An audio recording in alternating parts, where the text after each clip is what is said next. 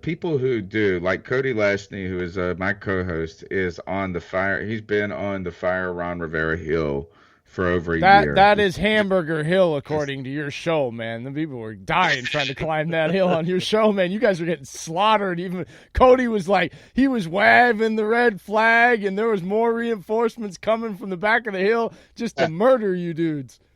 Yeah, no, I know. He's like that every week, and he is consistent. He believes. He's passionate about it. He believes in it. But the people, I think, in fairness to people like Cody as well, is that we're not sure if we've seen Ron get better as a coach. We've seen him deal with a ton of adversity, and but last year, I mean, things did kind of really did fall apart. They didn't kind of fall apart as Cam Newton got injured and things fell apart. So I think those people are slightly wondering is that, how much of Ron's success that's all we can get out of him. And that's where Cody's at, is he thinks that we've seen the ceiling with Ron Rivera, and it's time to find somebody that's new and exciting, I guess. And they all love to point to Kyle Shanahan. They think that Cody Lashley loves some Kyle Shanahan. The young coach is the thing to go off of now. That's what everyone wants. I think it's fool's gold. I got my own opinions about it, but Matt LaFleur, young coach, 7-2. He's one of the other ones. Now, I think the one concern I have about that type of coach, all right, maybe it's more the analytics. Well, I'll turn the question over to draft guy, guru, right here. And that is, let me ask you this. Are you entirely in favor of this, get a cheap quarterback on a rookie deal and build a team? Because that's what all the people want, is they want a young coach that's think is this. I don't think it's this. But here's the thing, that's a double-edged sword, Tony, and I'm glad you asked it, because that is the trend everybody thinks works. But where's the rings? That's right. It's fool's gold, man. Where's the rings? Now here's the difference. The reason why I'm telling you Shanahan and LaFleur will more likely succeed, and I actually believe LaFleur will succeed far faster than Shanahan, is one difference, and I've been pounding the table. The veteran quarterback. What is the commonality in all the teams, these McVay-Shanahan offenses that have made it to the Super Bowl and lost? Their best quarterback has been Jared Goff, Matt Ryan, The last guy in the Shanahan system to win back-to-back rings was who, Tony? Oh, Shanahan system to win back-to-back? All the way back to the top of the Shanahan tree. Is that all the way to Stowaway? Yep. Man, and look, all right. And so what's the commonality? Aaron Rodgers. Yeah. So that's the best quarterback. That's what I'm saying. And when Shanahan does get a quarterback like that, which I don't know if Garoppolo's that or not, he might be. We don't know. But we can't say he is. He's only had one solid game in this season, though. We can't say he is. Multiple interception games. He's also only got like 3 losses, though. It's crazy. He has never. Yeah, it's like 3 games. Well, that's what I'm saying. I'm not saying he's good, bad, great. The jury's still out. He's average.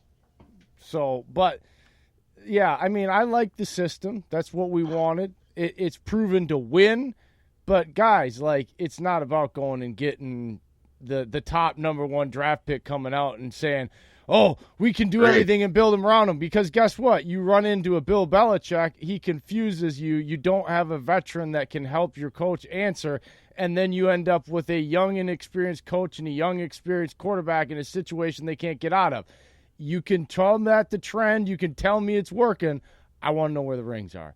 I think the trend needs to be veteran established quarterback with this young up-and-coming offense so that when they end up in that situation, there's somebody there to take control and to get them out. What is what you want. You don't want an experience. The other thing, too, is that if you're going to get the number 1 draft pick, your team stinks. Exactly. I don't want to be there. You can put lipstick on a pig, but you got way too many holes. You ain't gonna. I don't think it's hard to turn that around in 4 years, like to instantly do it. So, and I think 3 or 4 years Look, is not a long time in the NFL to retool an entire roster. I am a believer, Tony. I'm a draft nerd, but I also believe in you have to do everything in your power. That's why I always reference the Patriots, because Dave, 6 months ago I was a Patriot hater and would not give them any compliments. Would you say that?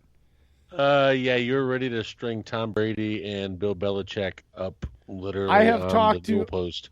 Tony, we bad. have talked to football historians in the offseason. I had guys that wrote books, guys that have been around the league for 30, 40 years telling us stories. And through all that learning process, I have concluded that you don't have to like them. You don't have to love them.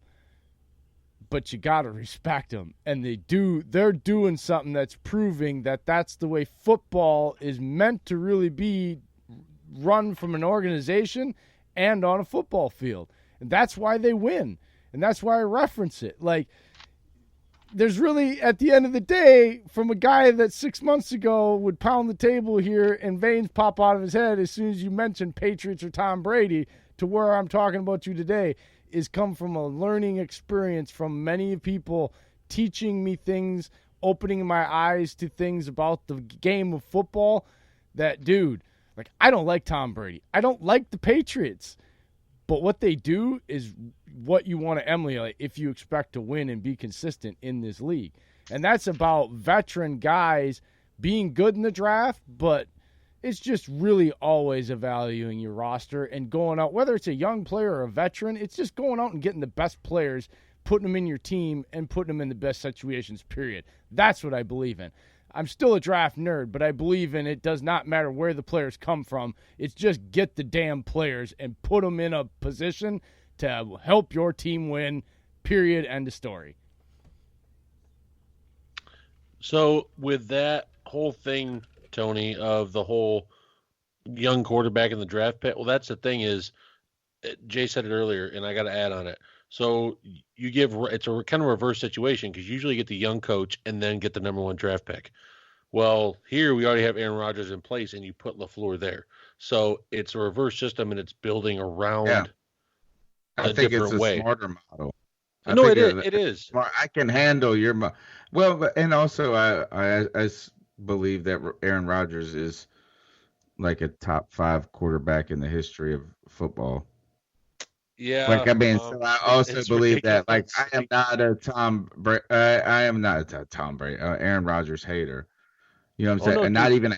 I'm a lover. Like, I think he is like we're big. We have a lot of respect for Aaron Rodgers, and I think we have been able to see him as well as Drew Brees and Tom Brady, and add to that is that Peyton Manning.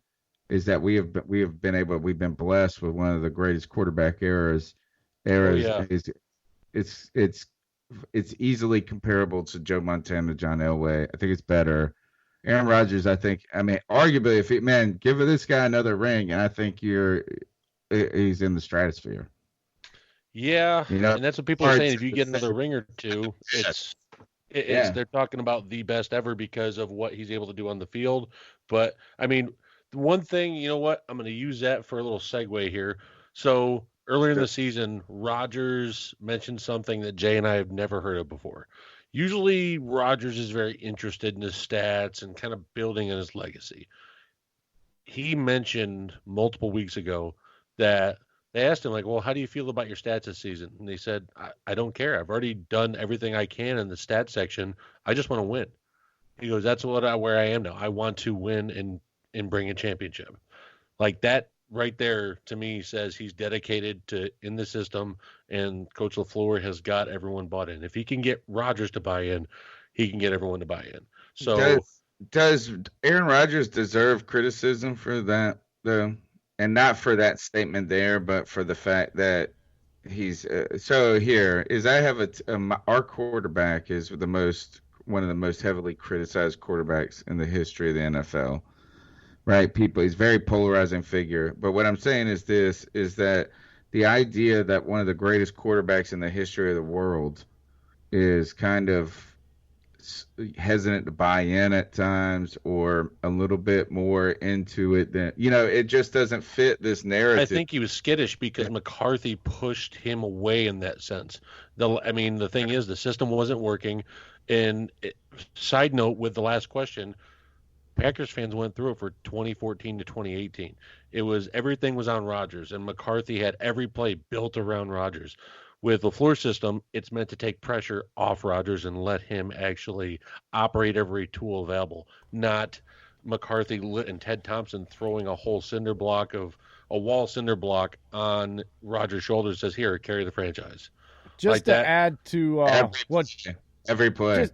Just to add what Dave's saying. Basically, if you want to put this in a really easy way for those out there that don't understand all this technical talk, you go from Aaron Rodgers having to be and make magnificent plays about 90 to 95% of the time running an offense to he's literally, if you watch like the game of the last few games other than last week, there's like 4 or 5 plays where you go, damn, those are those quote unquote, the ones they say where he's got a lot of Mahomes in him and it makes me barf in my mouth because Mahomes got his game from Rodgers. But anyway, that's another topic. Literally quoted, said, I get my game from Rodgers film. He goes, I watch a lot of Aaron Rodgers. But you know what I'm saying, Tony? Like, you can basically pick them out every game. There's 4 or 5, and the rest is just kind of, whether it be the run game or the defense. And so that's what it went to. It's about 5 to 10% of the time Aaron Rodgers has to make a spectacular play. And usually, particularly, it's been on third downs when quarterbacks are supposed to make plays. When that separates the clutch court, that's what separates the Aaron Rodgers and the Kirk Cousins. The sliding 2.5 yards short when there's nobody in front of you in a critical 4-minute situation in the fourth quarter to making a spectacular play on 3rd and 8 in that same situation that everybody, is on the highlights on NFL Network for a month. That's the difference. The only difference is that we have to have that every game, every season with McCarthy, and now it just takes the pressure off him. He's able to relax, and then it's kind of like resting Michael Jordan, man. Instead of making Michael shoot the ball 40 times, he shoots it 20 times and is 85% and hits 3 threes to kill you because you forget that he's around. People almost have forgotten Rodgers is Rodgers in some of these games, and then he shows up and it's like, damn. That's what the difference is. You guys almost needed this start that you've had more than anything. Yes. If we didn't, it was going to be trouble for that.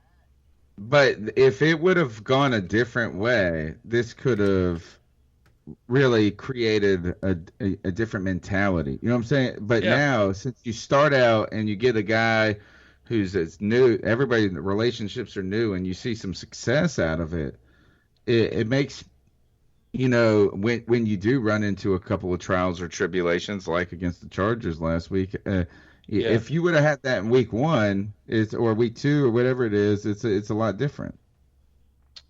Well, that's the thing, man, is I feel like a lot of people tried, like in the media, tried to create a rift between LaFleur and Rodgers before even week 1 happened. Like, you heard Colin Cowherd talking about it. You had Mike Florio, the ex-Viking fan who does Pro Football Talk. He's on it all the time and tries to nitpick at it. And LaFleur and Rodgers were asked, how do you feel about seeing yourselves as negative stories when you guys are always putting out positive vibes? And they said, we just ignore it. We know what relationship we have, and we're fine with how we talk to each other, how we need to play the game, how we need to coach the game. And it's just really, people are adults. They're adults and professionals too. So they act like they're toddlers arguing. I don't get it. Yeah. So I'm glad that nobody talks about it now, because in the first 4 weeks they tried in their damnedest to make sure this relationship wasn't going to work, and I have a feeling they were trying to break it up because they were scared of what it could become. Well, they're doing that to Cam Newton right now. So is that you have to try to. The world rewards people that have the steady hand. Yeah. And on that note, we are going to take our first break right now for a little commercial, pay the bills. So